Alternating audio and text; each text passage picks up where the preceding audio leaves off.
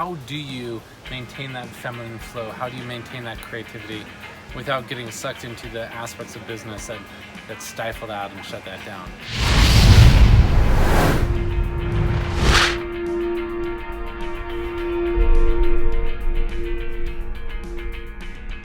So here I am in beautiful Bali with this amazing, talented, gorgeous Miss Allison Larsen. Hello. So we just completed a 5-day retreat with a bunch of our high-end clients, and we're in this beautiful location overlooking some incredible rice fields. And we're having this discussion today that I think is really relevant for a lot of people, which is simply how can you stay in your feminine when you're a woman in business? And first, I think it begins by laying a foundation of what's the difference between masculine energy in business and feminine energy. So I'll go ahead and explain the masculine aspect of business, and then I would love for you to kind of tap into what are those aspects of the feminine energy. And as we do that, I want you to understand that it's not about man energy or woman energy. Like, we all have both. In fact, within my business, I operate so much from my feminine, which you'll understand, which is all about inspiration, creation, possibility, flow, freedom, abundance, all of those things. Those are very much feminine, attributes.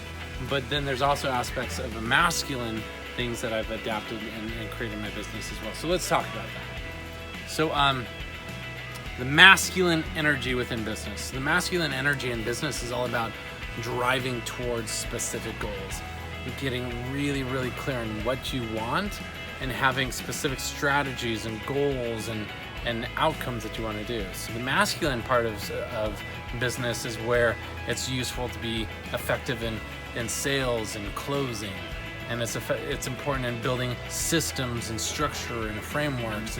It's important in terms of like really building large organizations where there's a CEO and all of the different things in place. Like, being able to have those components that lay the foundation.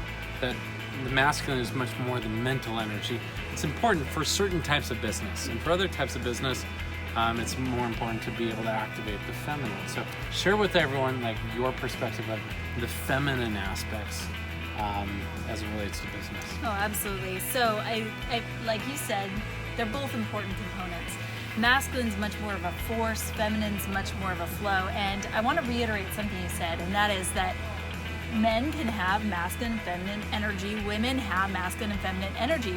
And for me, Gerald, one of the things when I first got into this industry of speaking and of inspiration and of workshops, I saw all these women that were operating from their masculine energy. And I think a lot of them, it was natural for them, but that's not who I am. I think the first step when we're talking about masculine and feminine energy, this force versus flow, this head space for the masculine versus the heart space for the feminine, is to realize what do you operate best from and what do you like to do? How do you do that? And then to be able to delegate what you don't like to do.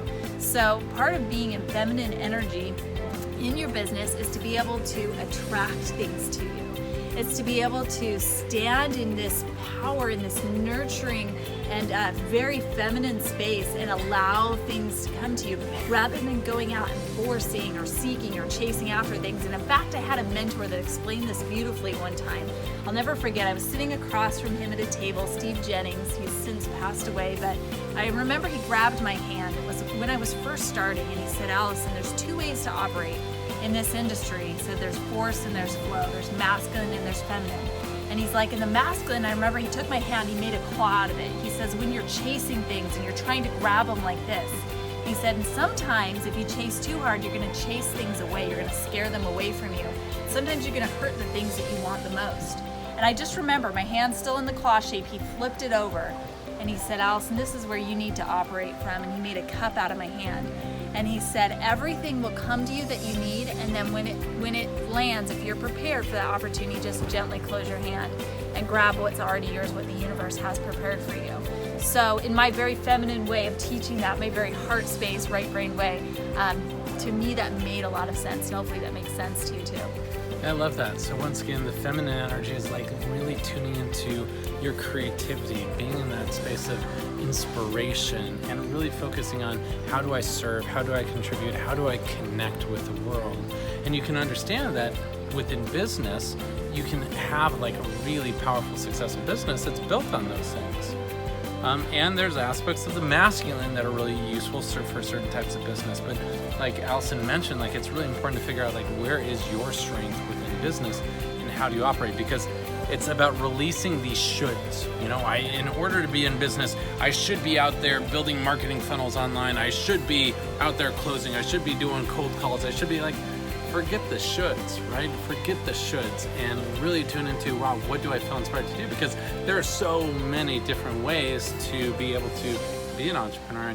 And as we were talking with one of our friends earlier today, it's really about understanding that entrepreneurship is really nothing more than finding what is your gift and giving people an opportunity to receive that gift and pay you money for that. So in that, like for you, like what for you were the important things that helped you shift out of the masculine energy and step more into your divine feminine as it relates to abundance and receiving, you know, everything that the universe wanted for you? Yeah, well, I think there was 3 keys to be able to really embrace my feminine energy. And the first one was to, and we've already kind of talked about this, honor who you are. Number 1, first step, you have to figure out where you operate best from. And for me, I remember that shift came when I'd seen all these speakers and women in the self-help industry get up on stage, and they were yelling and they were loud and they had these, you know, jeans and cowboy boots and big buckles and just masculine energy. I remember getting up on stage and feeling like I had to be that way. And then I got off of stage and I remember someone coming up to me and saying, whoa, what Allison am I going to get when I work with you? Am I going to get the stage Allison, or am I going to get the non-stage Allison? And for me, there was this huge shift in my brain thinking, if I'm not being authentic and in myself, in my business, and in my personal life at all times, there's going to be this conflict in people's brains, because they're going to see me one way, and then when I work with them, they're going to get somebody else. So just to be able to step and embrace who I am and think, if someone's not drawn to me because I'm not loud, or I'm not masculine, or I'm not forceful, then they aren't the clients that should be working with me anyway. So number 1 is to recognize and honor whatever energy you operate from. Number 2, if you do want to be in that feminine space, remember that that is a space where you are going to be giving, and you have to start by giving to yourself. So I actually got, it may sound so simple, and you may even be thinking, well, Allison, how did this affect your business? But it totally did. I got advice from a mentor, and he said at 6 or 7 at night, I want you to completely shift out of any masculine energy and into your feminine energy. Now, I'm a mother of 4 children. So, you know, when you're in that mother space, a lot of times when you're at home, you're operating in this masculine energy. Like, you need to go here, you need to do this, it's time for bed, it's, you know, and it's do, and kind of this masculine energy. But he said, if you'll shift into your feminine energy at 6 or 7, just sit down in a chair. Ask your kids to bring you a blanket and cover you up. Ask somebody to serve you or give you a drink. Do something that you love for yourself. Oftentimes, that means at 6 or 7 at night, I'm reading a book, I'm taking a bath.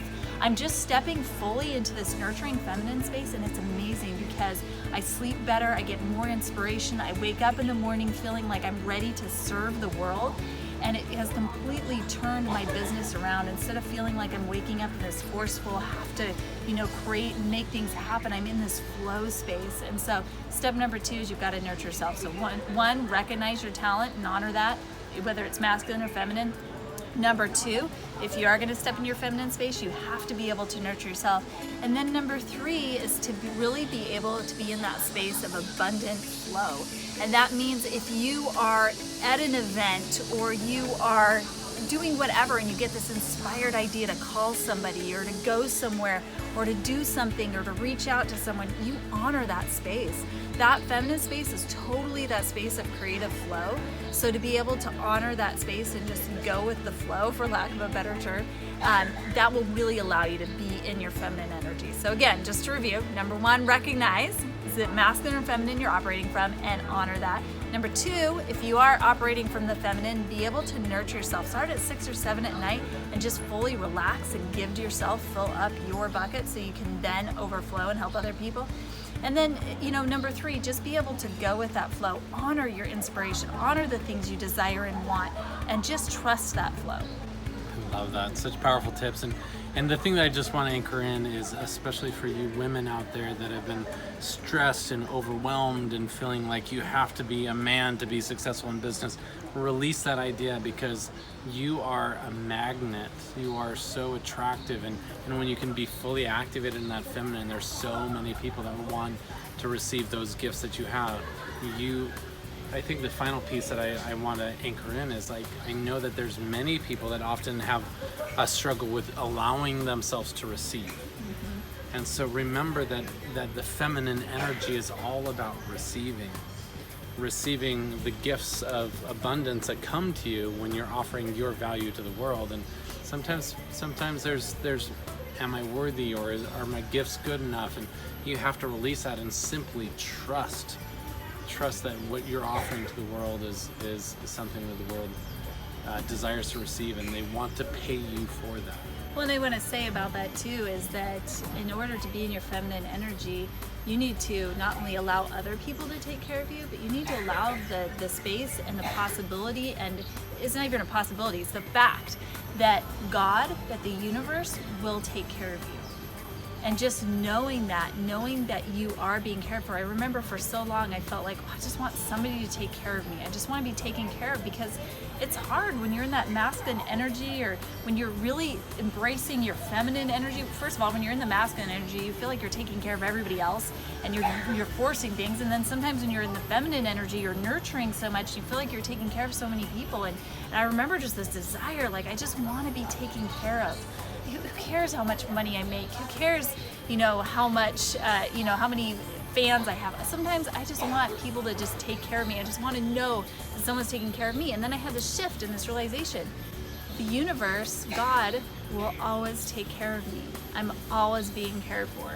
And once I had that recognition and that realization, it gave me permission to totally be in my feminine flow, to know that I was being nurtured and cared for by my Creator at all times. Beautiful, beautiful. So remember, prosperity is your birthright, and you deserve all the good that you desire. And until we speak again, remember, you got one life to live. Live big.